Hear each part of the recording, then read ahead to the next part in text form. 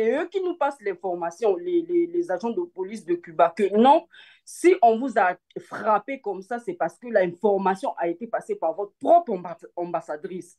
Elle nous a passé l'information en nous disant que non, que dans votre pays, quand vous manifestez, on vous frappe et on vous enferme. C'est comme ça que ça se passe dans votre pays. Donc, j'étais tellement dépassée, je n'arrivais pas déjà arrivé sur place, ils m'ont déshabillé. Ils m'ont déshabillé et ils ont commencé à me doiter. Ils ont commencé à me doiter. Au fait, une procédure criminelle, carrément criminelle, parce que arrivé, la Kama leur avait dit que non, que nous étions des criminels. Donc, les criminels des pagailleurs ont devenu traités comme tels. Donc, arrivé, ils m'ont déshabillé. Je commençais à crier, j'ai tellement crié fort. J'ai commencé à crier, ils ont commencé à me doiter. Ils m'ont mis de menottes, les mains et les pieds. Ils m'ont attaché et ils m'ont mis dans une cellule. Alors, donc, on vous a emmené là-bas. Les fils à papa ont été libérés parce qu'ils ont ben, voilà, des membres au gouvernement, ils ont des parapluies, comme on le dit, et vous, vous êtes resté là-bas. Et finalement, Oui, après, vous a laissé on nous partir ou a, bien on vous a gardé sur place. non, on nous a gardés pendant 2 mois. Pendant Dans cet 2 mois. endroit-là, reculé, Oui, donc on nous a gardés pendant 2 mois. Non seulement il y avait plusieurs policiers de toutes les catégories, il y avait des chiens de garde. Il y avait tellement de chiens de garde à un niveau, c'est une forme de à un prison. niveau pas. On a vécu, les 2 premières semaines ont été très dures pour nous. Les 2 premières semaines. Il y a eu 3 garçons, 2 garçons qui ont voulu se suicider. Donc, ils étaient obligés d'enlever même tout ce qui se trouvait dans la chambre, que ce soit le miroir, tout là où se trouvait, de laisser tout ce qui était tranchant qui pouvait permettre qu'un étudiant puisse se suicider. Parce qu'il y a eu 2 garçons qui ont tenté de se suicider. Il y a un qui se retrouvait à l'hôpital psychiatrique. Et nous, les filles, on a fait de la tension. Moi, j'ai commencé à souffrir de la tension dans cet endroit. Ma tension était toujours à 19. Les 2 premières semaines, on n'a pas pu manger. En Très. fait, c'est une séquestration, c'est ça le Oui, problème. on appelle ça une séquestration parce qu'on nous a séquestrés. Déjà, en quittant déjà mon campus, on m'annonce que non, je partais au ministère de l'enseignement supérieur de Cuba. Et subitement, je me retrouve dans un endroit où je ne connaissais absolument rien et on m'enferme, on me ravit tout.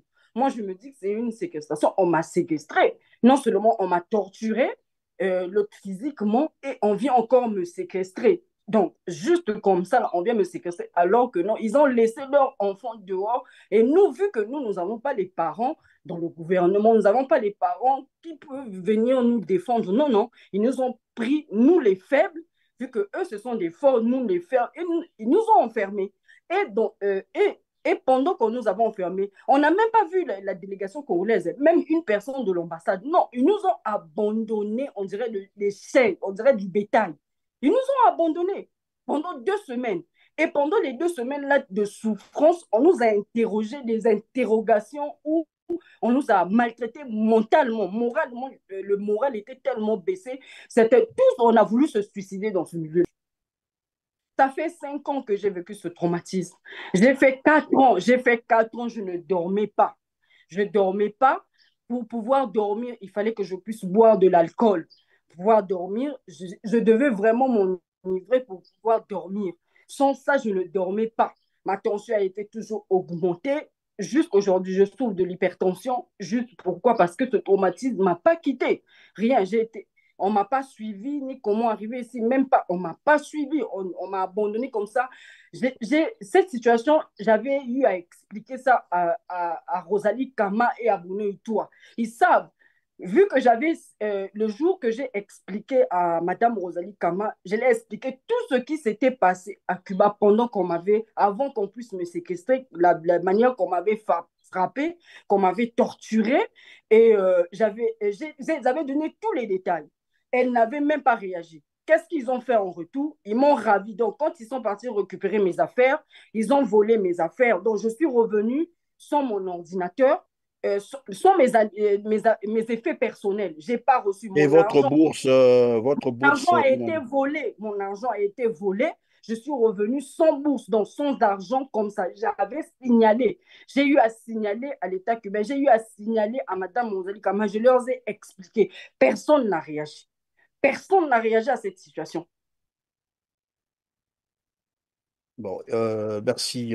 J'ai juste envie de vous dire merci d'abord du courage que vous aviez eu pour expliquer votre situation très difficile. Mais est-ce que il vous arrive de vous dire un jour, vous devriez peut-être porter plainte contre vos agresseurs, vos bourreaux, s'il faut appeler ça comme ça? Oui, bien sûr que oui, parce que j'avais déjà, en 2019, je me suis levée et j'ai dit haut et fort devant Madame Rosalie Kama et l'État cubain que je dis, peu importe les années qui passeront, que ce soit 2 ans après, 5 ans, 10 ans après, moi, je porterai plainte. Je porterai plainte contre l'État cubain, contre l'État congolais et contre Rosalie Kama du fait qu'ils m'ont torturé, même si c'était dans mes droits aujourd'hui de pouvoir manifester en tant qu'étudiant, parce qu'ils nous ont abandonnés dans un pays où on ne pouvait rien faire, que je me débrouillais, je me battais à pouvoir étudier, de pouvoir avoir des très bonnes notes et au final, on vient me maltraiter comme ça, me traumatiser jusqu'à ce point. Oui, je vais leur porter plainte. Je leur ai toujours dit ça, que je porterais plainte du fait que non, ils m'ont ravi mes effets personnels. Parce qu'ils se disaient que non, j'avais des preuves, la manière, les photos où, quand on m'avait séquestré, j'avais pris des photos et ils ont eu à me ravir mes effets personnels pour que je ne puisse pas avoir des preuves.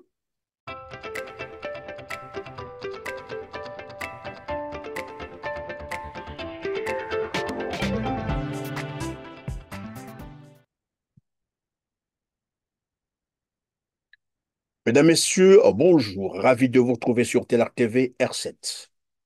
Ne dit-on pas que l'avenir d'un pays dépend de sa jeunesse? Mais d'où vient que le régime Sassou Nguesso soit hostile aux étudiants? Pourquoi tant de haine envers les jeunes? Mesdames, Messieurs, comme tout le monde le sait ou presque, les étudiants congolais à l'étranger vivent un enfer. De la Chine à Cuba en passant par le Maroc et le Sénégal, tous abandonnés ou presque par le gouvernement congolais, privés de leur bourse pendant des années et des frais de scolarité, alors qu'ils y ont été envoyés par l'État congolais. Aujourd'hui, si nous sommes réunis dans cet endroit, c'est pour réellement parler de notre situation. Pas n'importe quelle situation, mais notre situation de bourse. À ce point, je vais poser une question à Monsieur le Président Denis Sassou Nguesso. À savoir, si le projet d'envoyer les étudiants congolais à Cuba pour étudier la médecine, était un projet de l'opposant du gouvernement congolais ou un projet du gouvernement congolais.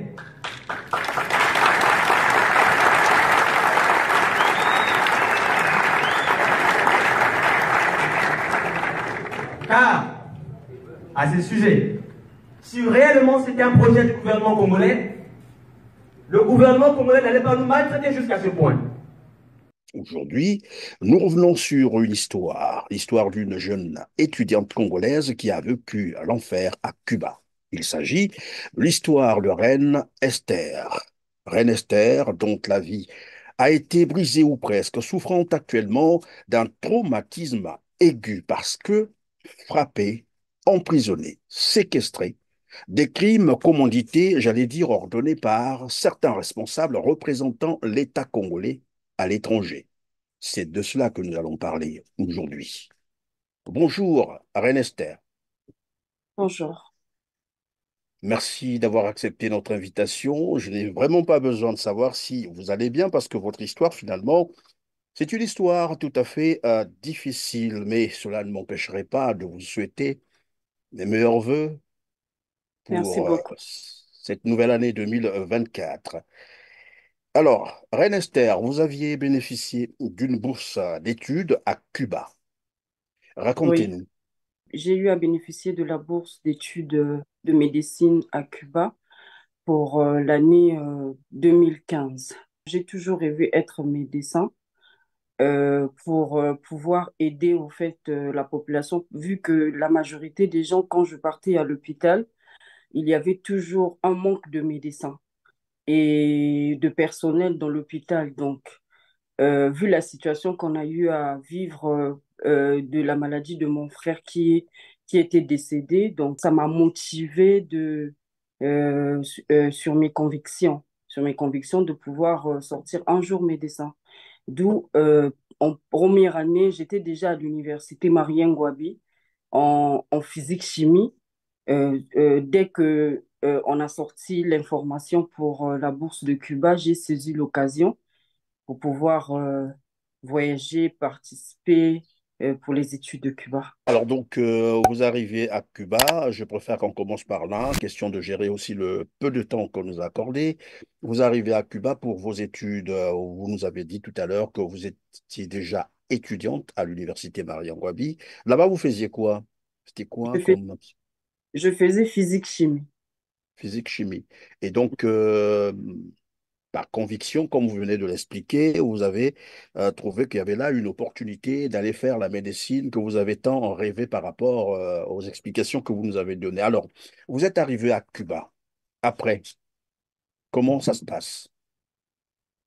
Avant de quitter le territoire congolais, nous avons eu à participer à la réunion avec le ministre Bruno Itoie, la réunion organisée ensemble avec nos parents, où il a mentionné qu'ils étaient en position de s'occuper de chaque étudiant se trouvant sur le territoire cubain. Territoire cubain, donc les parents n'avaient pas la nécessité de pouvoir, l'obligation de pouvoir envoyer l'argent chaque fin du mois. Donc, d'où, quand nous sommes arrivés à Cuba, le 5, nous sommes arrivés le 6 janvier 2016. Arrivés à l'aéroport, on nous a ravi les passeports par la délégation congolaise. Ils vous ont ravi les passeports, ils vous ont dit le pourquoi? Non, on ne nous avait pas dit le pourquoi, mais en imaginant un peu la majorité des Congolais, la souffrance déjà qu'on subit dans notre propre pays, arriver à Cuba, c'était une opportunité de pouvoir Ah, sortir question donc de prévenir que les gens puissent voilà, s'évader, comme qui dirait, au lieu de faire des études. oui. Alors, une fois qu'on a pris donc vos passeports, ce qui n'est d'ailleurs pas normal, hein, ce n'est pas normal qu'on prenne vos passeports parce que c'est un document administratif, c'est votre identité, c'est votre document, j'allais dire, l'identité, qui justifie que vous êtes un étranger dans un pays, bien entendu. Il peut arriver qu'on puisse vous passer un contrôle et c'est le seul document qui prouve qu'on a un étranger chez soi. Et la suite, c'est quoi? Lorsque vous avez pris les passeports, Lorsqu'on nous a pris les passeports, nous sommes dirigés vers le campus. Le campus où nous sommes restés environ un mois et demi dans ce campus, vu il y avait un virus qui circulait, donc il fallait qu'on puisse être en quarantaine. On nous a gardés en quarantaine pendant un mois et demi et on nous a passé des examens, les mêmes examens qu'on avait eu à passer ici au Congo. Donc là-bas, sur place, nous avons encore refait les mêmes examens, mais plus approfondis pendant un mois. Et après cela, le gouvernement avait eu envoyé une délégation pour venir payer les étudiants. Mais quand nous sommes arrivés, nous avons trouvé la première génération et la deuxième impayée d'au moins de un an et demi sans bourse. Et c'est-à-dire, vous êtes en train de dire, lorsque vous êtes arrivé à Cuba, c'est vrai que dès le départ, vous l'avez signalé d'entrée de jeu, qu'il y a eu une réunion où le gouvernement, par la voix bien sûr du ministre de l'Éducation, je pense qu'il était ministre de l'Éducation, c'est ça, Bruno Itoa. Alors, le gouvernement vous a rassuré que ça ne servait à rien, que les parents s'inquiètent ou se démêlent à envoyer de l'argent aux enfants. Le gouvernement va assurer, va prendre charge, totalement charge de ces étudiants qu'il venait d'envoyer à Cuba. Et quand vous arrivez, vous êtes en train de dire que vous trouvez là-bas une génération, une promotion qui était déjà arrivée là-bas, mais qui avait déjà presque une année sans bourse. C'est ça. Donc, plus de oui, 12 mois sans bourse. oui, plus de 12 mois. Donc, la première génération et la deuxième étaient déjà, ils avaient déjà dépassé plus de 12 mois sans Sans bourse. bourse. Oui. Et sans alors, bourse. lorsqu'on a payé donc ce premier mois, comment ça s'est passé Euh, pour vous? Déjà, quand nous sommes arrivés, nous avons eu à écouter que non, la première génération et la deuxième génération, ils avaient eu à manifester, mais une manifestation, vu que j'étais pas présente, je ne peux pas affirmer les faits. Cette manifestation avait créé un peu beaucoup plus de dégâts à Cuba et certains, au moins deux ou trois, ils étaient emprisonnés au fait, se sont retrouvés en prison, quelque chose que ici au Congo, on n'a pas eu à parler de ce problème. Ils ont fait passer ça comme ça. Maintenant, pour apaiser le cœur des étudiants de la première génération et de la deuxième, ils ont eu à payer au moins 2 mois de bourse à chacun. Donc, la première génération et la deuxième génération. Nous, vu que nous étions à peine arrivés sur le territoire cubain et on connaissait encore absolument rien, ils ont aussi profité de pouvoir nous tromper aussi, je peux dire. Euh, ils Vous nous ont n'avez pas remis, été payé, on vous a pas payé de bourse, vous? on nous a remis 150 euros à chacun, Donc alors que un mois c'était, de bourse. oui, juste un mois de bourse. Puis les un mois de bourse, ils ont eu à disparaître au moins pendant 1 an et demi, presque 2 ans. Attendez, alors qu'on vous a rassuré que le gouvernement congolais devait prendre charge, totalement charge de vous, vous arrivez là-bas, on vous paye, j'allais dire, ben voilà, un mois de bourse. Et les premiers qui étaient déjà arrivés là-bas, les premières promotions, après plus d'une année sans bourse, on leur a payé quand même 2 mois de bourse, c'est ce que vous êtes en train de dire. À vous, on Oui, vous paye un mois de bourse. Et après ce mois de bourse, ils ont disparu pendant toute oui, une année. Vous n'avez oui, plus oui. de bourse. Oui, on n'a plus eu à avoir une bourse. Donc, nous avons passé l'après-médecine sans bourse et arrivé la première année de médecine sans bourse aussi. La deuxième année, ils sont venus, on avait eu à organiser quelques manifestations. En ce moment, c'était encore l'ambassadeur Ongembi avant que Rosalie Kama puisse prendre le poste, remplacer l'ancien ambassadeur Ongembi. Vous n'aviez pas des responsables, il n'y avait pas une organisation des étudiants avec des responsables qui pouvaient, par exemple, défendre votre cause? Il y avait des responsables, il y avait le président des étudiants qui est un fils de quelqu'un au gouvernement. C'était Donc, le fils de toi. le Et fils de Bruno Itoie, le ministre. oui, il y avait le fils de Bruno Utois, il y avait la vice-présidente, quelque chose de comme ça. Et il y avait aussi, au fait, il y avait un membre du bureau des étudiants. Et la majorité, c'était des enfants du gouvernement qui étaient en relation, au fait, avec tout le monde du gouvernement. Alors donc, vous avez eu à la tête de votre organisation des étudiants pour vous défendre, bien entendu, des enfants, des membres du gouvernement. C'est ce que vous êtes en train de nous dire, hein, les fils à papa, comme on les appelle. C'est eux qui devaient défendre votre cause. Et lorsqu'on ne vous payait plus la bourse, qu'est-ce qu'ils ont pu faire? Premièrement, quand on nous avait payé la dernière bourse en deuxième année de médecine, et la délégation avait eu à disparaître au moins pendant 1 an et demi encore. 1 an et demi. Après ces 1 an, ils avaient eu à remplacer Madame Rosalie Kama à la place de Monsieur Ongembi. De Monsieur Ongembi. À son arrivée, quand elle était arrivée, elle avait eu à organiser une réunion avec les étudiants. Pendant cette réunion, nous avons même quitté la salle. Nous avons quitté au fait cette salle-là et nous l'avons laissée seule dans la salle parce que ce qu'elle racontait n'était pas vraiment en concordance avec. Vous vous souvenez encore de ce qu'elle disait? Sinon, en substance, est-ce qu'en résumé, c'était quoi? Qu'est-ce qu'elle voulait vous dire concrètement? Que vous êtes indiscipliné, vous ne Oui, respectez pas les... c'est toujours des mots pour nous rabaisser, pour nous traiter, on dirait, des moins que rien. Elle utilisait toujours ces mots-là pour nous, vraiment pour nous rabaisser. Donc, d'où on l'avait abandonné dans la salle. Nous sommes sortis de l'amphithéâtre parce que ce qu'elle racontait, c'était pas bien. Non seulement nous étions en train de souffrir à Cuba, et elle se permettait de mal nous parler, de mal nous parler. Alors, donc, quand vous n'aviez pas votre bourse, en fait, la question, c'est de savoir est-ce que au niveau de Cuba, à Cuba là-bas, les étudiants ont la possibilité, les étudiants étrangers que vous étiez, vous aviez la possibilité de trouver des petits boulots pour subvenir à vos petits besoins ou comment ça se passait? Cuba, c'est une île où les frontières sont complètement bloquées. Nous ne pouvons rien faire.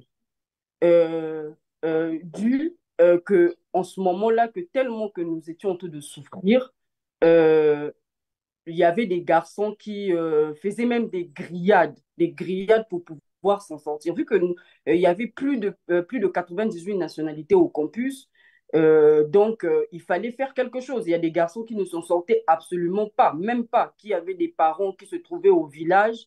Et vu que au pays, le ministre Bruno Hutto avait déjà annoncé, passé l'information que non, à Cuba, là-bas, on vivait tellement bien qu'il n'y avait pas à se plaindre.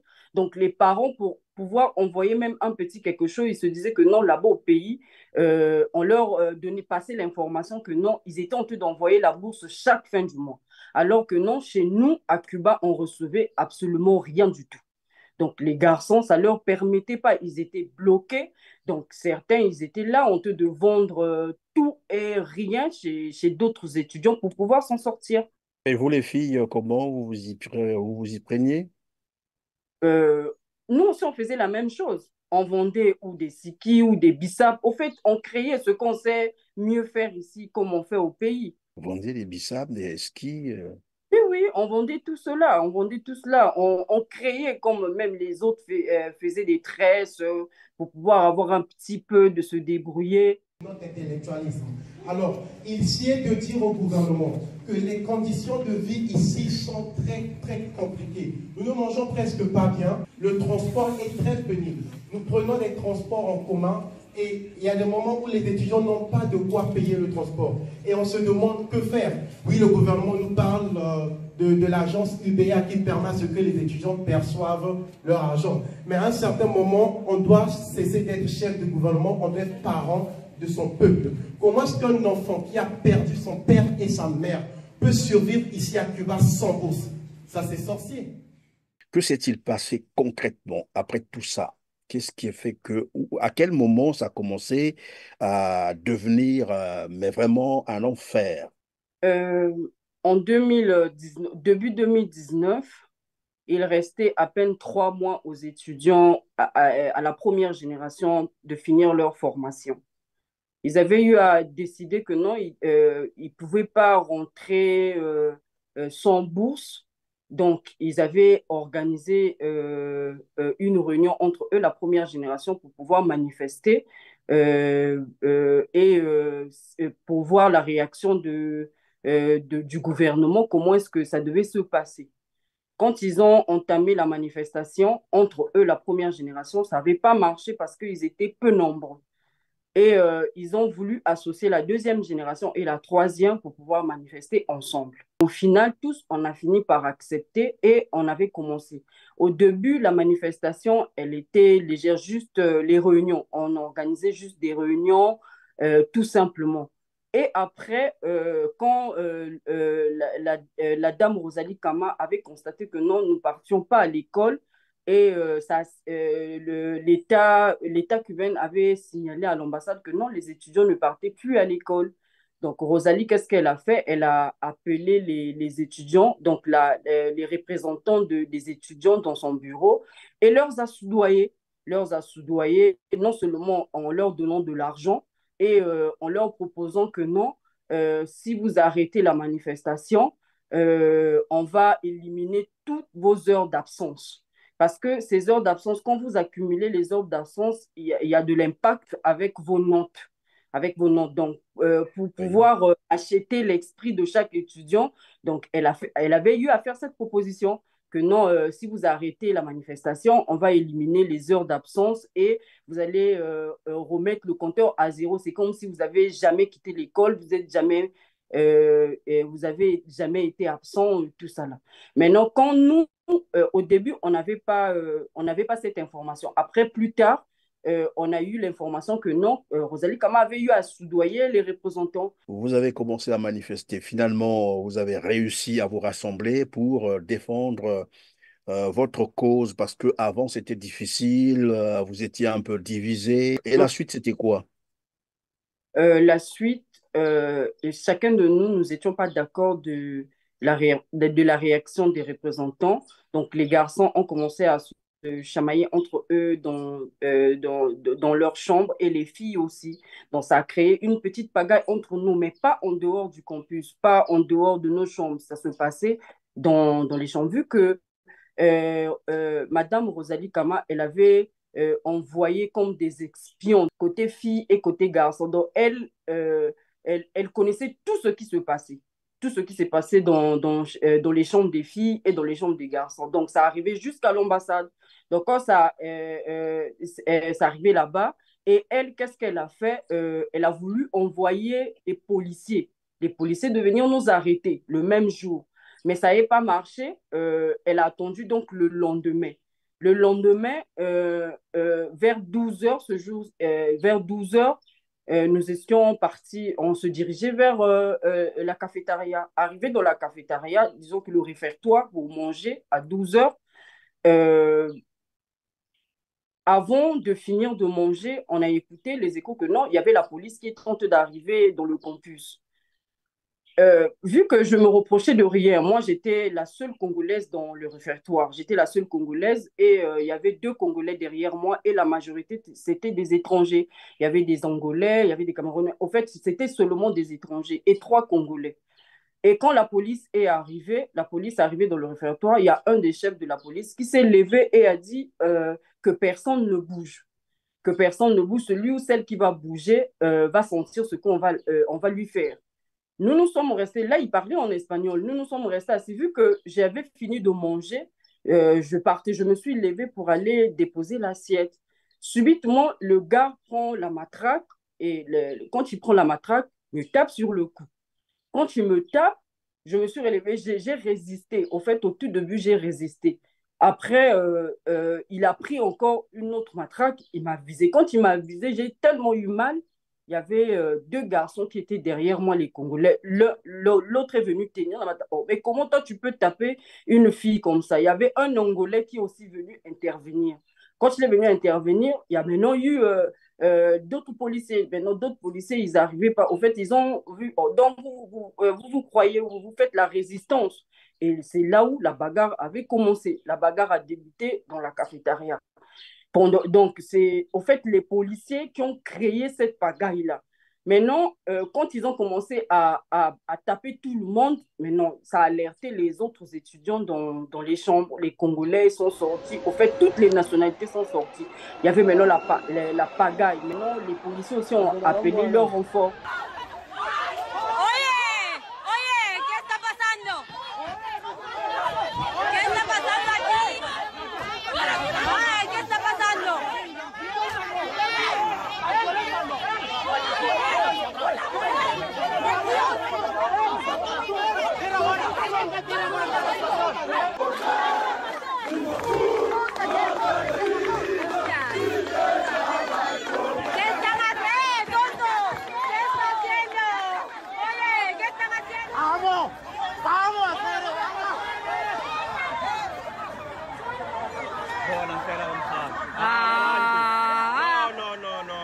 Like we're human beings. We're human beings. What's this? Quand les renforts sont arrivés, ils ont commencé à se battre, donc se battre, à arrêter tout le monde. En fait, tout ce qui passait, tout le monde qui passait, là, ils étaient en train d'arrêter. Moi, j'ai été la première à être emmenée. On m'a emmenée d'abord dans les agents de police. Les Alors, stations de... pardon, Reine Esther, on reste d'abord au resto. Vous disiez que vous êtes allé au réfectoire hein, pour aller vous alimenter, bien entendu. Vous avez fini de prendre votre repas. Vous êtes allé déposer donc l'assiette. À ce moment-là, le policier vous frappe avec sa matraque et voilà comment les autres vont intervenir et ça va dégénérer. C'est ça. Oui, Et ces policiers ont été finalement peut-être pas envoyés, mais c'était à la demande de ce que j'ai cru comprendre de Rosalie Kama. qui les a fait Oui, venir pour probablement venir vous arrêter ou, je ne sais pas, intervenir, mais dans quel sens, ça, vous allez nous le dire après. Et lorsque Rosalie Kama appelle, donc demande à la police cubaine de venir intervenir ou de venir vous arrêter, vous disiez que elle aurait expliqué à la police au Congo, ça se passe comme ça. oui. Quand on nous a arrêtés, au fait, quand on m'a emmené au quartier, on m'a emmené dans les stations de police, les policiers n'arrivaient pas à accepter. Au fait, les policiers refusaient. Oh, mais c'est une étrangère, comment vous pouvez la taper comme ça? Regardez, j'étais défigurée. J'étais défigurée, j'avais les plaies partout, le visage était vraiment enflé. Et j'avais des bosses partout. Et les policiers, ils ont eu peur de me voir comme ça, donc ils ont refusé et ils étaient obligés de me ramener jusqu'au quartier général. Quand ils m'ont ramené au quartier général, arrivé au quartier général, c'est moi, je leur posais des questions. Mais comment je criais tellement que comment vous pouvez nous faire ça? Nous sommes étrangers et je suis une étrangère sur votre territoire. Comment vous pouvez me frapper comme ça? Peu importe la manifestation en tant qu'étudiante, je suis dans mes droits de pouvoir manifester. On n'a rien fait, ni comment, mais comment vous pouvez vous comporter comme ça, nous traiter, on dirait des chaînes de criminels. C'est eux qui nous passent l'information. Je n'ai pas écouté quelqu'un d'autre. Non, c'est eux qui nous passent l'information, les agents de police de Cuba, que non, si on vous a frappé comme ça, c'est parce que l'information a été passée par votre propre ambassadrice. Elle nous a passé l'information en nous disant que non, que dans votre pays, quand vous manifestez, on vous frappe et on vous enferme. C'est comme ça que ça se passe dans votre pays. Donc, j'étais tellement dépassée, je n'arrivais pas déjà arrivé sur place, ils m'ont déshabillé. Ils m'ont déshabillé et ils ont commencé à me doiter. Ils ont commencé à me doiter. Au fait, une procédure criminelle, carrément criminelle, parce que arrivé, la Kama leur avait dit que non, que nous étions des criminels. Donc, les criminels des pagailleurs ont devenu nous traiter comme tels. Donc, arrivé, ils m'ont déshabillé. Je commençais à crier, j'ai tellement crié fort. J'ai commencé à crier, ils ont commencé à me doiter. Ils m'ont mis de menottes, les mains et les pieds. Ils m'ont attaché et ils m'ont mis dans une cellule. Rosalie Kama. Et c'est ce que les agents, donc la police cubaine, vous rapportent. Que Oui, s'ils vous ont traité comme ça, comme une criminelle, c'est parce que c'est Rosalie Kama qui leur a expliqué qu'au Congo, quand les étudiants manifestent, c'est comme ça qu'on les traite. On les oui. bat, on les emprisonne. Et voilà comment on vous a traité comme une criminelle au point de vous déshabiller, vous qui êtes une fille, une étudiante, avec tout ce que vous venez d'expliquer. Donc Oui. c'est Rosalie Kama en sorte qui, d'une manière ou de l'autre, a demandé à Ah, cette police de vous traiter comme ça. c'est oui, c'est elle qui Oui, a mais autorisé. c'est un crime. En fait, Rosalie Kama est poursuivable en justice en réalité. C'est un crime parce qu'on on ne peut pas ordonner, dire à une police, mais en plus, lorsqu'on dit au Congo, on les traite comme ça, c'est-à-dire au Congo, c'est des sauvages, c'est des criminels, c'est des esclaves qu'on doit traiter comme ça, les battre, ben voilà, les bastonner et puis les enfermer. Il n'y a que les esclaves qu'on traite comme ça et qu'une ambassadrice disent cela à une ou à des officiers d'une police pour qu'on vous traite comme ça, c'est un crime. Elle est poursuivable en justice. Alors, et donc, lorsqu'on vous a mené au quartier général, après vous avoir doigté, quand vous êtes en train de dire, déshabillé, frappé, puisque vous avez eu même des hématomes, c'est ce que vous dites, des enflures un peu partout, défiguré, ça veut dire qu'on vous a vraiment traité comme une criminelle. Après là, que s'est-il passé concrètement? Elle n'est même pas Euh, venue pour vous non, sortir. pas venu. On avait eu, ce même jour-là, on avait eu à arrêter la majorité des nationalités, que ce soit même des Américains. Vu que l'Amérique du Nord, on ne pouvait pas les toucher, donc ils avaient laissé aussitôt, dès que demandaient que tu es de quelle nationalité, américain, on te laisse directement.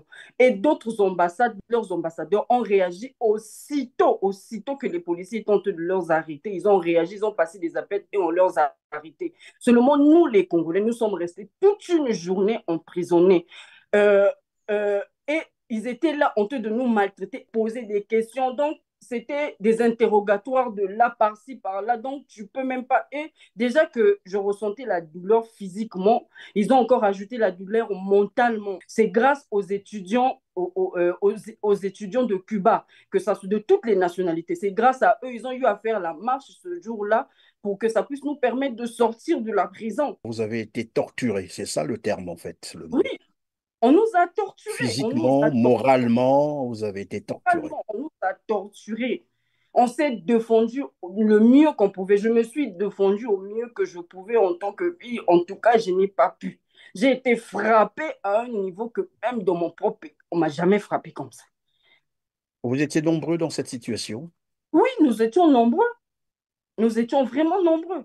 Ce jour-là, les gens qui ont été arrêtés, je crois que c'était plus de 30 étudiants. Ce jour, c'était plus de 30 étudiants. Euh, Maintenant, à notre arrivée, quand nous sommes rentrés au campus, on nous a laissé passer au moins une semaine. Pendant ces une semaine-là, la délégation, vu que le Congo attend toujours qu'il y ait des manifestations pour qu'eux aussi se manifestent. Et après cette pagaille-là, ils se sont manifestés après une semaine pour venir nous payer 12 mois de bourse. Voilà, calmer les esprits, après Pour que ça a pouvoir dégénéré. apaiser les esprits, vu que les étudiants, nous étions en train de trop souffrir, nous étions obligés d'accepter parce qu'on avait demandé 34 mois ou rien. Cela aussi veut dire que ce n'est pas l'argent qui manque au Congo, que Oui, finalement, il y a l'argent, mais bon, on ne veut pas voilà, prendre soin des étudiants et on les laisse voilà, se retrouver dans de telles situations malheureuses en plus, traités de cette sorte pour qu'ils viennent comme des médecins après la mort. C'est ce que j'ai cru comprendre. Et donc, ils sont venus vous payer ces mois de bourse. La suite, c'était quoi? quand on nous a payé les 12 mois de bourse, après une semaine, j'étais en train de dormir dans ma chambre. Il y avait des mamies, en fait, des dames du campus. Il y avait une, elle est venue me réveiller. Quand elle m'a réveillée, oh non, Reine Esther, on t'attend en bas, il y a un bus qui t'attend, tu dois te rendre au ministère de l'Enseignement supérieur. Moi, je lui ai demandé, ah, mais pourquoi? Oh non, le ministère de l'Enseignement supérieur et votre gouvernement, au fait, ils ont organisé une réunion. C'est juste que pour vous conseiller du fait que non, la pagaille qu'il y avait eu et essayer un peu de si on peut éliminer vos heures d'absence réglées et vous allez recommencer les cours. Moi, j'ai dit, ah, d'accord, ok, je me prépare rapidement. Et ce jour, j'ai laissé ma bourse dans la chambre.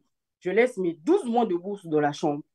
Et je me disais que non, je partais juste à une réunion d'une heure du temps et puis revenir.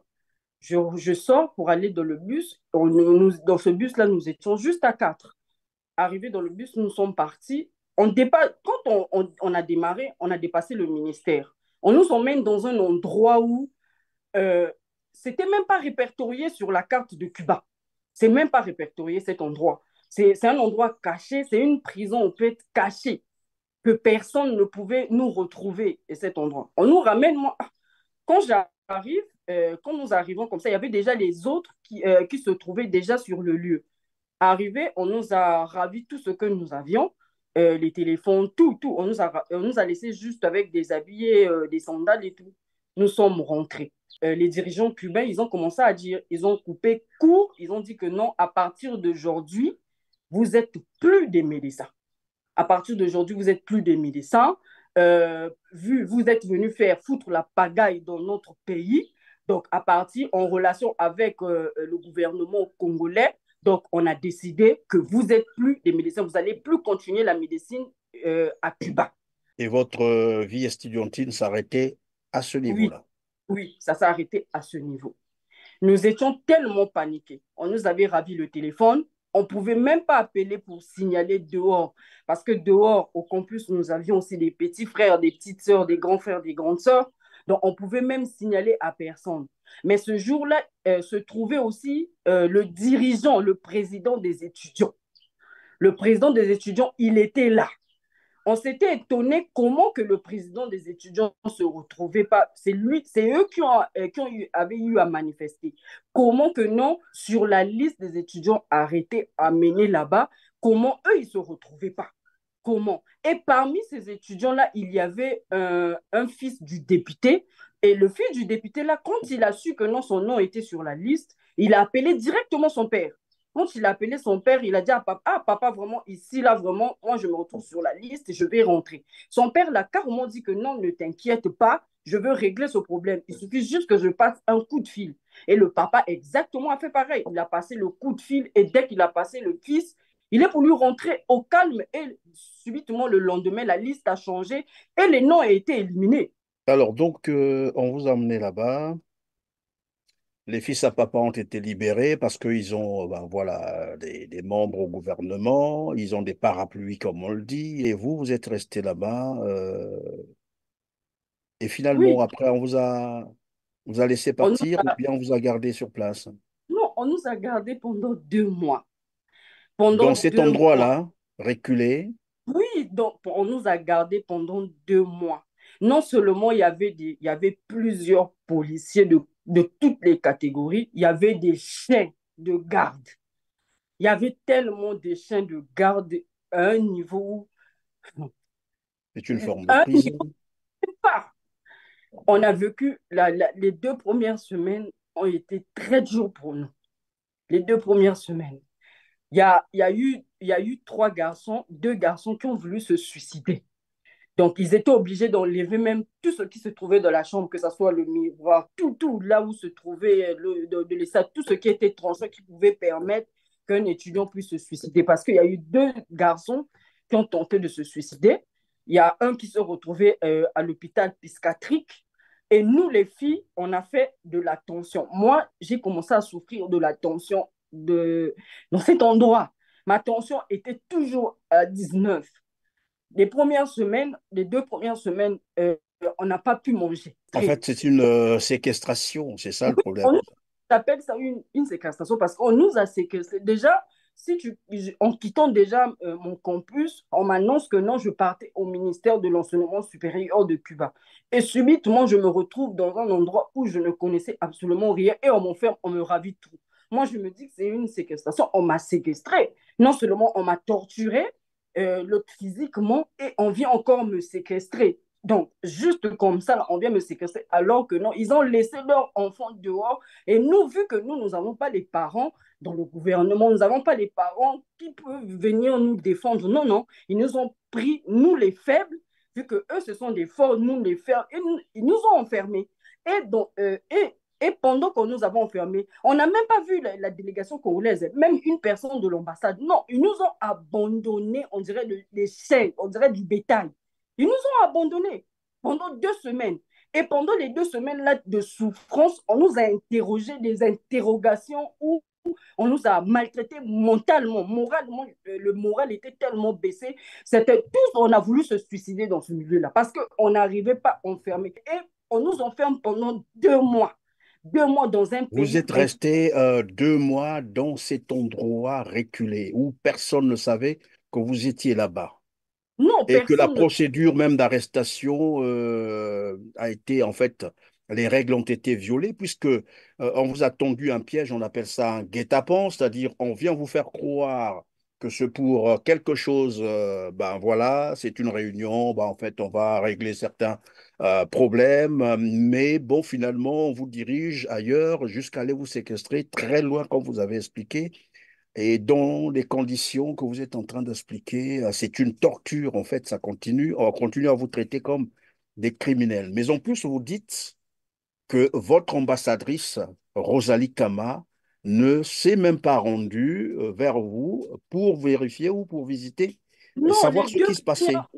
non, les 2 premières semaines, elle n'était pas venue. Après 2 semaines, elle a quand même, moi j'appelle ça au fait, elle est venue juste jeter un coup d'œil pour voir comment Pour voir on si nous. vous viviez encore. Oui, si on vivait encore. Elle était juste venue jeter un coup d'œil si on vivait encore. Elle est arrivée, comme toujours, et elle nous dit, ben, vous avez créé, c'est vous-même. Vous avez cherché ce que, si aujourd'hui vous vous retrouvez dans ce milieu-là, c'est parce que c'est de votre propre faute. Et donc, vous êtes resté 2 mois, vous avez dit, dans cet endroit que vous ne connaissiez pas. Vous étiez et d'aucuns ont voulu même se suicider parce que les conditions étaient difficiles. Vous ne compreniez pas pourquoi on vous avait amené à cet endroit-là.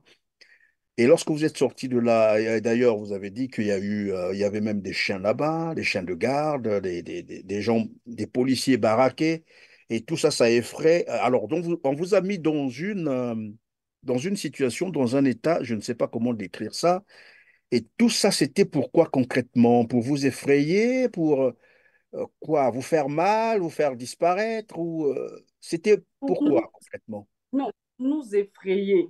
C'était pour nous effrayer, nous intimider et nous garder là-bas beaucoup plus longtemps pour qu'on ne puisse pas réagir, pour qu'on ne puisse pas manifester. Ils ont appelé beaucoup plus des policiers, du renfort et les chaînes de garde aussi. Donc, vu qu'ils nous traitaient comme des criminels, on leur avait passé l'information que non, c'était des criminels. Donc, que ce soit femmes comme garçons, ce sont des criminels. Donc, traitons-les comme les criminels. Donc, on nous a traités comme ça pendant 2 mois. Et après que Madame Rosalie Kama ait quitté cet endroit, elle n'est plus jamais revenue. Elle n'est plus jamais revenue. Il y avait eu une deuxième délégation. La deuxième délégation, ils avaient eu envoyé des psychologues. Les psychologues, là, ils ont eu à parler avec chacun de nous. En ce moment, si cette vidéo sera vue par tout le monde, le psychologue là va voir et il saura et il connaît l'état où moi je me trouvais. J'étais morte déjà à l'intérieur parce que je n'arrivais pas, je n'avais pas de motivation de telle sorte que non, j'ai dit à l'État cubain, peu importe la décision, s'il s'agit de rester dans votre pays, je resterai jamais dans votre pays. Je préfère encore aller souffrir dans mon propre pays de repartir parce que je ne peux jamais accepter de la manière que vous m'avez traité, je vais repartir. Et après cela, ils ont eu à envoyer un avion. Moi, j'appelle ça, au fait, j'appelle pas ça un avion, j'appelle, au fait, c'est un cargo même, qu'ils ont remplacé des chaises à l'intérieur. C'est un cargo qu'on envoie souvent des bagages. Ils ont eu à remplacer des chaises à l'intérieur et nous avons voyagé dans cet avion médiocrement. Et l'avion arrivé sur le territoire cubain, quand ça a affleuré le sol du territoire cubain, l'avion, le moteur s'est gaspillé. L'avion qu'on a, en fait, avec lequel on est venu vous chercher là où vous étiez, finalement, vous étiez très loin alors. Nous étions très loin.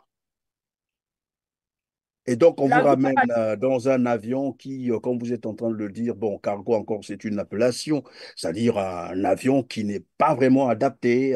On a mis les chaises à l'intérieur. Et quand vous êtes arrivé juste après l'atterrissage, le moteur a lâché. C'est-à-dire, c'est ça. On n'avait pas encore atterri. L'avion, quand l'avion a atterri à Cuba, le moteur a lâché. Le moteur a lâché, il fallait arranger le moteur. Il fallait arranger le moteur. Nous, on a informé à l'État cubain que on ne peut pas voyager sans la délégation congolaise. Et les gens importants, on doit voyager avec eux pour qu'on ne puisse pas nous jeter en plein air parce que le Congo est capable de faire tout ça. Le Congo est capable qu'on puisse être comme les disparus du beat, qu'on puisse disparaître ni vu ni connu et on ne va jamais condamner le Congo, on sera toujours en tort. Donc, on avait eu à obliger à l'État cubain et l'État cubain, on était encore obligé d'attendre 2 semaines de plus. Donc, on a attendu 2 semaines et ils ont envoyé la délégation. Quand ils ont envoyé la délégation est arrivée. Nous avons voyagé avec cette délégation. Arrivé dans l'avion, on a passé 14 heures de vol sans manger, sans boire de l'eau, rien. Nous sommes restés là pendant 14 heures de vol. Donc, un vol direct sans repos. Et pendant ce vol, les agents de la DGC, il y avait certains agents qui nous ont informé que non, leur but a été dit que non, depuis le Congo, quand on va nous récupérer, quand ils vont nous récupérer à Cuba, ils vont nous emmener dans un endroit où on devait disparaître. On ne devait plus que nos familles ne devaient plus nous retrouver. Ça, c'était l'information qui a été passée dans l'avion. Parce que nous C'est-à-dire avons... les agents qui sont venus vous chercher, vous dites les agents de la DST, c'est comme ça qu'on appelle ça, de la DST du Congo, c'est ça? Oui, de la DST, il y avait les agents de la DST, il y avait il y avait aussi des policiers à l'intérieur, les policiers. Des policiers baraqués, des policiers. Ils ont envoyé des gens baraqués, vu qu'on leur avait passé l'information que non, nous étions des criminels. Arrivés là, ce sont des grands frères qu'on a eu à grandir. Ils nous ont vu grandir dans les quartiers. Donc quand ils nous ont vu, oh, mais c'était toi, oui, c'était moi. Oh, mais nous, Et on donc, a pris... c'est eux qui vous ont passé l'information que Oui, finalement, ils avaient la mission de vous faire disparaître. oui, c'était leur but au final, de nous faire disparaître, arriver, se fleurer le territoire congolais, que nos parents ne puissent pas nous rencontrer, qu'on puisse nous emmener directement dans un endroit qu'on devait disparaître.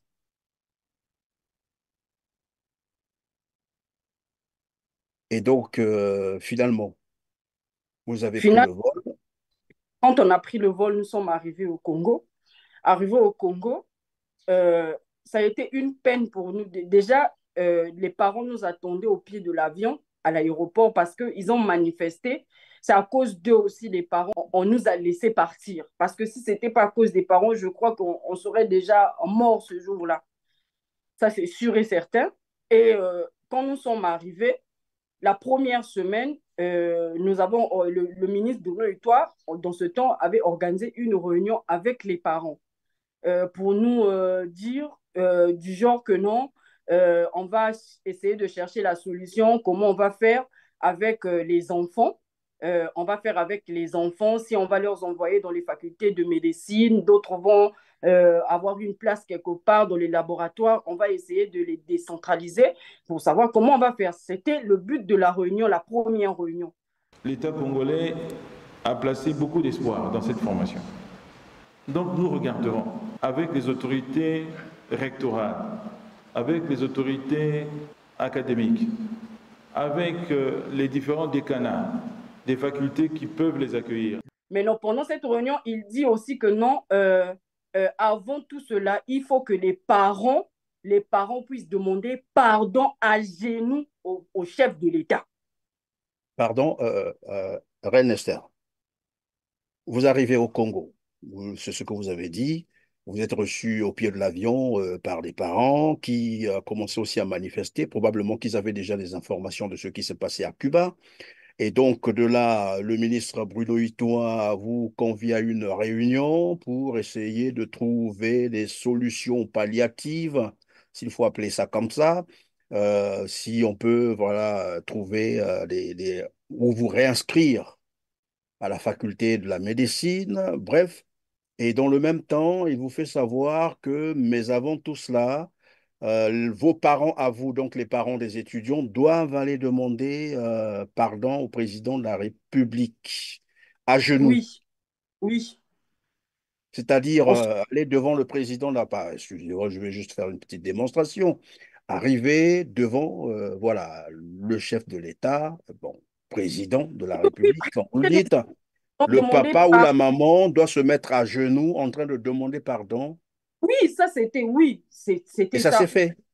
Mm, je ne peux pas affirmer parce que je n'ai pas participé à cette réunion. J'avais interdit à mes parents déjà que, à mon arrivée, par rapport à la situation qu'on nous avait séquestrée, mon père souffre de l'insuffisance cardiaque aujourd'hui, ma maman est malade. Je n'avais pas autorisé, je n'avais pas accepté que mes parents puissent se rendre là-bas. Donc, je ne sais pas si certains parents, ils étaient partis, mais ça, c'était l'information qui a été passée pendant cette réunion. Et je n'avais pas participé à la réunion où les parents, ils étaient partis demander pardon. Mais à ce que je sache, les parents, ils étaient partis demander pardon au chef de l'État.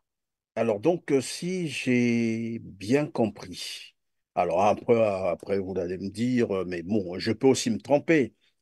Est-ce que cette situation n'a pas été commanditée par finalement Denis Sassou Nguesso lui-même? Parce que lorsque vous parlez du président, bon voilà, Denis Sassou Nguesso, parce que sinon la question qui va se poser, qu'est-ce que Denis Sassou Nguesso a à voir dans cette affaire qui concerne un ministère de l'Éducation pour que les parents aillent demander pardon et à genoux en plus? Donc, la souffrance, déjà, ils ont fait en sorte de me frapper, donc de me séquestrer. Donc, c'est à cause de leurs incapacités de pouvoir de pouvoir gérer la stabilité des étudiants. Non, ils disent Mais donc, encore que ce que je suis en train de comprendre, la situation que vous avez vécue ou qui a dégénéré à Cuba probablement a eu un écho au niveau de Cuba et que, ben voilà, Denis Sassou Nguesso, le despote, s'est senti vexé et que même tout le traitement que vous avez eu à subir à Cuba, je crois que ça a dû être commandité depuis Brazzaville. Mais puisque vous avez même dit que c'est Rosalie Kama qui a fait venir la police, elle a dit même à la police, chez nous au Congo, quand les étudiants manifestent, voici comment on les traite, on les bat, on les met en prison, voilà. Et vous avez subi tout ce que vous êtes en train d'expliquer Bon, mais c'est une hypothèse, hein, c'est moi qui pense comme ça ne vous engage pas, ça n'engage que moi, où je pense que finalement, tout ce que vous avez vécu à Cuba a été commandité depuis le Congo-Brazzaville. Mais je ne dis pas à la personne, chacun de nous peut voilà, se faire une idée là-dessus. Alors, ils sont allés donc, les parents, certains parents sont allés demander pardon à genoux devant le président de la République. La suite, c'était quoi? Après qu'ils sont sortis de là, et votre situation à vous? Qu'est-ce que ça donne? Votre scolarité a été arrêtée, le cycle arrêté, finalement vous n'êtes plus revenu avec le diplôme, voilà. Après, qu'est-ce que ça donnait, la suite? La suite, c'est qu'après ces 2 semaines, le ministre Bruno Ito avait demandé que non, qu'il puisse avoir un collectif des parents. Donc, il y avait un collectif des parents, les parents qui s'occupaient au fait des réunions. Mais pendant ces réunions-là, il fallait au moins que non, qu'ils puissent décaisser de l'argent, qu'on puisse louer les salles. Mais non, c'était les parents et nous-mêmes, les étudiants, nous étions en train de faire la cotisation. On faisait la cotisation pour pouvoir payer les salles. Donc, les parents, chaque parent mettait parfois 10 000 et nous, les étudiants, on mettait 5 000 francs pour pouvoir louer une salle et organiser des Tenir une réunions. réunion. Oui. Donc, la suite, c'est ce que vous êtes en train d'expliquer. Moi, je récapitule en fait pour l'intérêt de nos téléspectateurs. Après que les parents sont allés demander pardon, voilà, au gourou de la secte, permettez-moi le terme, ça n'engage que moi qui le dis, à genoux en plus. Et alors, le ministre Bruno Itoie estime qu'il faut continuer à organiser des réunions pour tenter de trouver des solutions, mais pour organiser ces réunions, il faut louer les salles. D'accord? C'est le ministre qui passe cette information. Et pour louer les salles, on demande à vos parents, à vous, malgré la situation que vous avez vécue à Cuba, de cotiser à hauteur de 10 000 et vous, les étudiants, à 5 000 pour louer les salles. Oui, Donc, parce que les l'État salles. congolais n'a pas l'argent pour louer les salles, c'est ça. Ah, mais je ne sais pas quoi dire, vu que eux, ils disent toujours que dans le pays, il n'y a pas l'argent. Et qu'il n'y Et a vous pas avez l'argent. payé aussi cet argent-là? Oui, nous avons payé les salles, nous avons loué les salles pour organiser des réunions. Nous avons organisé au moins 3 fois la réunion comme ça, 3 fois. Nous avons loué 3 fois la salle. Et on a trouvé des solutions pour vous? Nous n'avons jamais trouvé de solution, jamais. Pendant ce temps, on n'avait pas eu à baisser les bras. Moi, je suis partie à la faculté de médecine pour pouvoir faire entrer mon dossier. Ils ont refusé. Ils ont dit que non, il fallait d'abord attendre la décision du ministre, du gouvernement, vu que notre cas était spécial. Moi, donc, on ne pouvait pas me recevoir. On ne pouvait pas me Pardon, recevoir. Reine, vous êtes en train de dire que malgré que vous avez finalement décidé d'aller poursuivre vos études à l'université, ils vous ont refusé cela. Oui, Vous n'allez pas vous inscrire tant que non, la tant décision. que l'État n'avait pas donné l'autorisation qu'on puisse nous inscrire. Ça se passe au Congo, à Brazzaville. Oui, ça se passe au Congo. Moi-même, je me suis rendue à la faculté de médecine pour pouvoir me réinscrire en tant que médecin et continuer mes études, même s'il fallait que non, que je puisse revenir une année après la médecine, l'année que j'étais. La proposition, ils ont refusé. Ils ont dit que non, c'était pas possible vu notre situation, que nous étions rapatriés en 2019, donc ça pouvait pas marcher. Ça pouvait pas marcher. Il fallait attendre l'autorisation du gouvernement pour pouvoir continuer la médecine au Congo. Et là, nous sommes en quelle année quand ça se passe comme ça? Ça se passe en 2019 même. En 2019 même, dès notre 2019. arrivée. Oui, dès notre arrivée, on n'a pas voulu perdre de temps parce que la médecine, tu ne peux pas perdre trop de temps.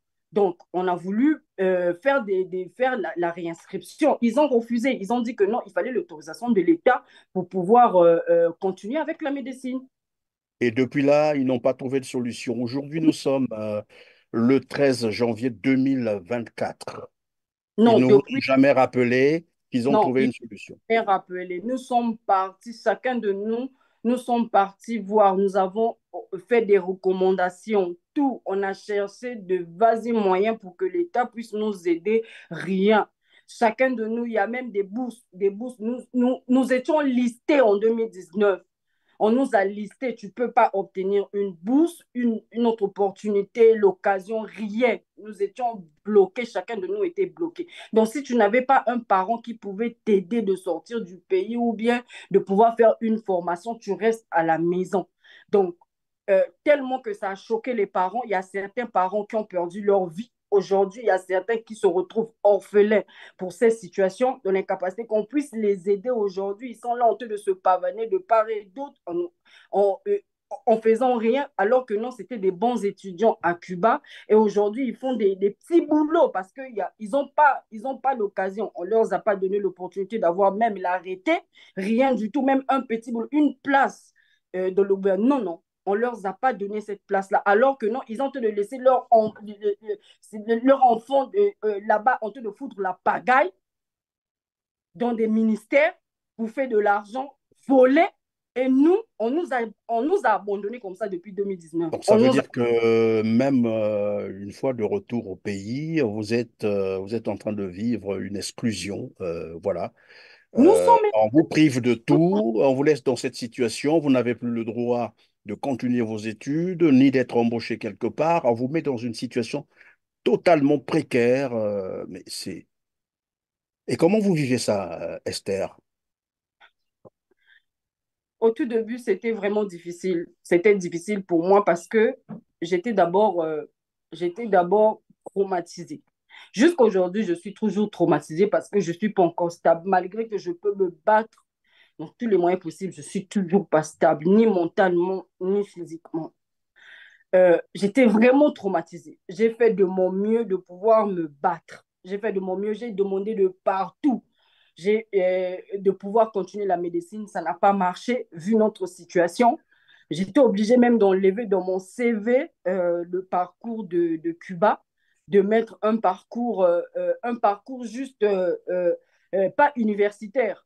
J'étais obligée de partir, continuer, faire au moins une licence en comptabilité, finance et fiscalité pour pouvoir avoir au moins l'opportunité. Mais je n'ai non plus aussi eu l'opportunité, même un seul stage, je n'ai jamais eu. J'ai postulé partout pour les stages, je n'ai jamais eu jusqu'à Et aujourd'hui. Donc, combien de temps avez-vous vécu ou depuis combien de temps vivez-vous ce traumatisme et comment ça s'est manifesté en vous concrètement? ça fait 5 ans que j'ai vécu ce traumatisme. J'ai fait 4 ans, je ne dormais pas. Je ne dormais pas. Pour pouvoir dormir, il fallait que je puisse boire de l'alcool. Pour pouvoir dormir, je devais vraiment m'enivrer pour pouvoir dormir. Sans ça, je ne dormais pas. Ma tension a été toujours augmentée. Jusqu'aujourd'hui, je souffre de l'hypertension. Juste pourquoi? Parce que ce traumatisme ne m'a pas quitté. Rien, on ne m'a pas suivi, ni comment arriver ici, même pas, on ne m'a pas suivi, on m'a abandonné comme ça. Cette situation, j'avais eu à expliquer ça à Rosalie Kama et à Bruno Itoua. Ils savent, vu que le jour que j'ai expliqué à Madame Rosalie Kama, je l'ai expliqué tout ce qui s'était passé à Cuba avant qu'on puisse me séquestrer, la manière qu'on m'avait frappé, qu'on m'avait torturé, et j'avais donné tous les détails. Elle n'avait même pas réagi. Qu'est-ce qu'ils ont fait en retour? Ils m'ont ravi. Donc, quand ils sont partis récupérer mes affaires, ils ont volé mes affaires. Donc, je suis revenue sans mon ordinateur, sans mes effets personnels. Je n'ai pas reçu Et mon argent. Votre Mon bourse, argent a été volé. Mon argent a été volé. Je suis revenue sans bourse, donc sans argent comme ça. J'avais signalé. J'ai eu à signaler à l'État cubain. J'ai eu à signaler à Mme Monzali Kama. Je leur ai expliqué. Personne n'a réagi. Personne n'a réagi à cette situation. bon, merci. J'ai juste envie de vous dire merci d'abord du courage que vous aviez eu pour expliquer votre situation très difficile. Mais est-ce que il vous arrive de vous dire un jour, vous devriez peut-être porter plainte contre vos agresseurs, vos bourreaux, s'il faut appeler ça comme ça? Oui, bien sûr que oui, parce que j'avais déjà, en 2019, je me suis levée et j'ai dit haut et fort devant Madame Rosalie Kama et l'État cubain que je dis, peu importe les années qui passeront, que ce soit 2 ans après, 5 ans, 10 ans après, moi, je porterai plainte Je porterai plainte contre l'État cubain, contre l'État congolais et contre Rosalie Kama du fait qu'ils m'ont torturé, même si c'était dans mes droits aujourd'hui de pouvoir manifester en tant qu'étudiant, parce qu'ils nous ont abandonnés dans un pays où on ne pouvait rien faire, que je me débrouillais, je me battais à pouvoir étudier, de pouvoir avoir des très bonnes notes et au final, on vient me maltraiter comme ça, me traumatiser jusqu'à ce point. Oui, je vais leur porter plainte. Je leur ai toujours dit ça, que je porterais plainte du fait que non, ils m'ont ravi mes effets personnels. Parce qu'ils se disaient que non, j'avais des preuves, la manière, les photos où, quand on m'avait séquestré, j'avais pris des photos et ils ont eu à me ravir mes effets personnels pour que je ne puisse pas avoir des preuves. Reine Esther, votre situation est tellement pénible que je ne saurais trouver les mots pour conclure. Je préfère vous laisser quelques secondes pour conclure.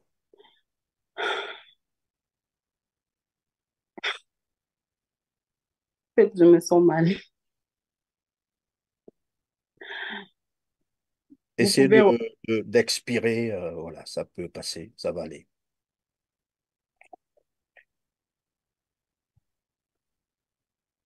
En fait, cette histoire, quand je me rappelle de ça, c'est comme si c'est quelque chose que j'ai vécu à peine hier. Parce que c'est une histoire qui me traumatise encore. Donc, c'est difficile pour moi de pouvoir oublier certaines choses. Déjà arrivé, euh, déjà arrivé à Cuba, moi, je n'étais pas comme tout le monde. J'avais déjà un enfant. J'avais laissé un enfant. Et la majorité des étudiantes, c'était des petites filles, des petites. Donc, ils n'avaient pas d'enfants. Moi, j'avais laissé un enfant. Donc, en partant, tout ce que j'aimais faire, j'avais arrêté. J'étais concentrée à pouvoir étudier. J'ai étudié tout ce qui se trouvait à Cuba, connaissent la manière que moi, je me débrouillais, je me démarquais pour pouvoir étudier. J'ai bossé dur, même les fins d'année, les anniversaires, quoi, je ne participais pas. J'ai bossé dur pour pouvoir euh, euh, arriver jusqu'au point où euh, j'étais, je m'étais isolée juste pour étudier. Et non seulement ça, pendant ce temps, nous étions démunis. Nous étions tellement démunis que non, euh, on n'avait rien, on utilisait, disons, excusez-moi, pardon. Je vous en prie. Vous avez le temps. Au fait, tellement on recevait pas de l'argent, on recevait rien du tout. euh, Même, on manquait tellement des serviettes hygiéniques.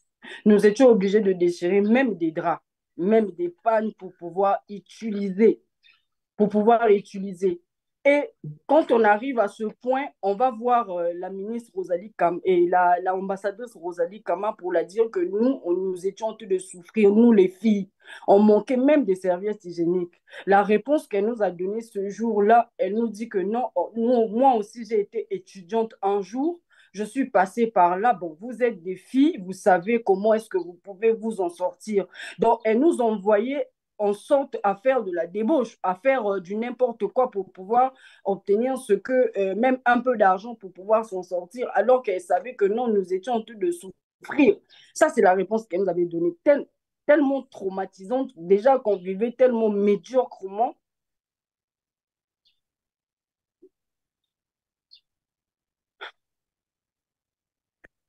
Merci, Reine Esther. Je comprends votre douleur. On va s'arrêter à ce niveau-là. Évidemment, comme vous le dites, c'est traumatisant. Voilà, c'est la fin de cette émission, mesdames, messieurs. Merci de nous avoir suivis. Vous avez compris qu'on ne peut pas continuer parce que finalement, quand elle se rappelle de cette situation, de cette Mais histoire, une chose à signaler aussi, il y a quelque oui, chose, il y a quelque temps, le ministre avait eu à passer l'information que non, que chaque étudiant se trouvant sur le territoire congolais devait se faire enregistrer, passer les empreintes pour avoir un NIU, celui ou celle qui ne travaille pas, qu'on puisse l'insérer quelque part, qu'on l'insère pour pouvoir travailler. Et les gens qui travaillent déjà, on devait les décaler. Mais non, arrivé sur place pour pouvoir passer les empreintes, où on passe les empreintes pour faire le new, on nous a enregistré. Au départ, on nous a enregistré. Quand on nous a enregistré ce même jour, ils se sont rendus compte que non, nous étions des rapatriés de 2019. Puis, ils ont supprimé les données de tous les étudiants qui étaient passés ce même jour-là. Ils ont eu à supprimer les données.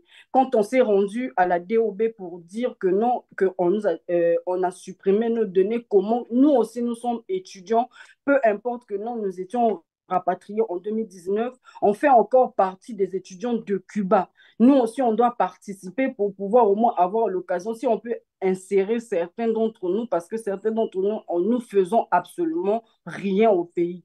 Non, ils nous ont pas répondu. Ils nous ont même pas géré ni comment. On nous a même pas permis de voir Madame la ministre. On s'est arrêté juste au bureau de la secrétaire et jusqu'aujourd'hui, on nous fait marcher et du fait que non, déjà que il y a la première génération, la deuxième et la troisième, depuis qu'ils sont rentrés, il y a pas de bourse. On leur a laissé à la maison. Donc, jusqu'aujourd'hui, ils n'ont pas été insérés. Les gens qui ont eu l'opportunité de pouvoir participer, même de rentrer dans la formation de police ou bien dans les hôpitaux, ce sont des gens qui ont des parents quelque part. Si tu as un parent quelque part, le parent fait rentrer ton dossier. Mais si tu n'as pas un parent, tu restes là, tu souffres. Il y a certains qui sont ici, là, qui vivent médiocrement à un niveau. Donc, vous imaginez que non, on vous envoie dans un pays pendant plus de 7 ans, vous étudiez non seulement dans des difficultés précaires et que vous arrivez encore dans votre pays. Non, vous ne venez pas croiser des hôpitaux, il n'y en a pas, même pas une place. Alors que non, il y a plusieurs personnes qui meurent dans les hôpitaux. Ils ont des services où un médecin qui se retrouve avec plus de 10 patients et qu'il laisse mourir des patients comme ça, alors qu'il y a plusieurs médecins qui ont été de traîner de par-ci, par-là, juste parce que quoi, tu dois avoir une personne dans leur système, dans leur gouvernement pour pouvoir y accéder. Merci, merci une fois de plus pour ce complément. Reine Esther, je disais merci d'abord d'avoir eu ce courage de vous exprimer, de nous dire, de nous partager votre expérience, bien que difficile. Cet enfer que vous avez vécu à Cuba. Et je sais que d'autres étudiants aussi ont vécu la même chose qu'on vous est en train d'expliquer, mais peut-être qu'ils pourront s'exprimer après vous avoir suivi, pourquoi pas. Tout ce que j'ai à vous dire, c'est de garder le courage, le moral, parce que c'est en cela que vous pourriez survivre. Il faut surtout pas se désarmer, parce que bon, finalement, la vie, c'est vrai qu'il y a des difficultés, mais après, on peut rebondir. Mesdames, Messieurs, vous avez compris que nous sommes à la fin de cette émission. Une histoire, comme je vous l'annonçais au début, hein, très difficile, j'allais dire tragique, vous avez suivi, et chacun de vous a dû tirer des leçons pour comprendre finalement comment agit le gouvernement congolais. Au-delà de toutes les communications, la diversion qu'on peut entendre ci, là, nous sommes à la fin de cette émission. Tout ce que je veux vous prier, mesdames, messieurs, c'est de cliquer, de ne pas oublier, de cliquer sur le petit pouce en l'air juste en bas de cette vidéo. Après avoir partagé massivement, aidez-nous à faire passer cette information à un maximum de vos amis, de vos parents, pourquoi pas, de vos collègues. Et dites-nous en commentaire ce que vous pensez de cette situation, de ce comportement qu'affiche le gouvernement congolais envers les jeunes. Sur ce, on se dit au revoir et à très bientôt. Merci.